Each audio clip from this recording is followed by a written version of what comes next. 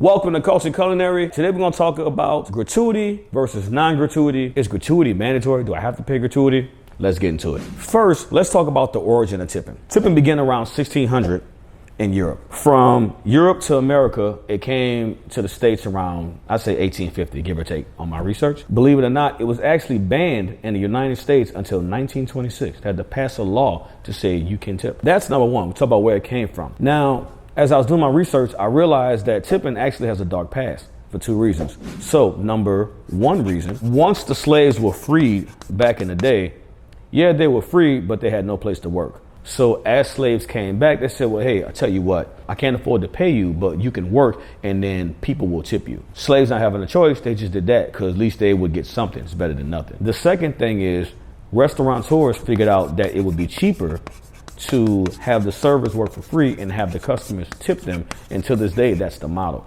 That's why certain states have now banned that practice, and you have to pay them at least minimum wage of $7.25 or more. I believe in certain states it's like $15 an hour.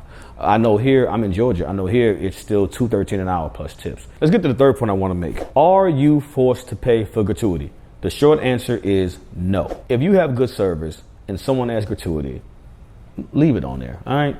Now, if you want to add more, feel free. If you get bad service, you're well within your rights to say, hey, I don't want gratuity. I went to a fine dining French restaurant, right? So, story time. Found a French restaurant, sat at the bar, had a cocktail, ordered beef bourguignon.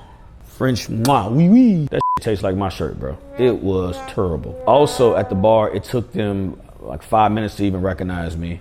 My food took 40 minutes to come out. It wasn't good. It was bland. It just wasn't the best experience. I didn't have the gratuity taken off, but for the first time in my life, I contemplated having the gratuity taken off because I was so underwhelmed and disappointed with the service and the food that I got. I say that to say this. If you get horrible service, take it off. They have no choice. Now, don't be an asshole about it. If it's decent to good service, leave it on. If it's bad to horrible, get out of here. So that's how I do it. Let me know what you think about that.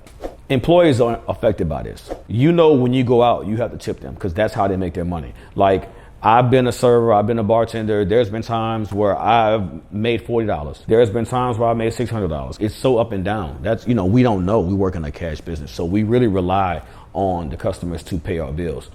Contrarily, servers knowing this should have a fire under their ass and give the best service that they can. And then when they're slighted, the manager can have their back. If I'm a manager, I can't have the service back if you took forever to bring their water, if you took forever to bring their drinks out. They have to find you. Or my favorite is this. You know how you go to a restaurant, you have that slow ass server, and you know when they come back, order everything, right? So servers that's watching this, make sure you know to stay in eyesight as much as you can of your guests because the less they see you, the less money you make. In conclusion, how do I feel about gratuity?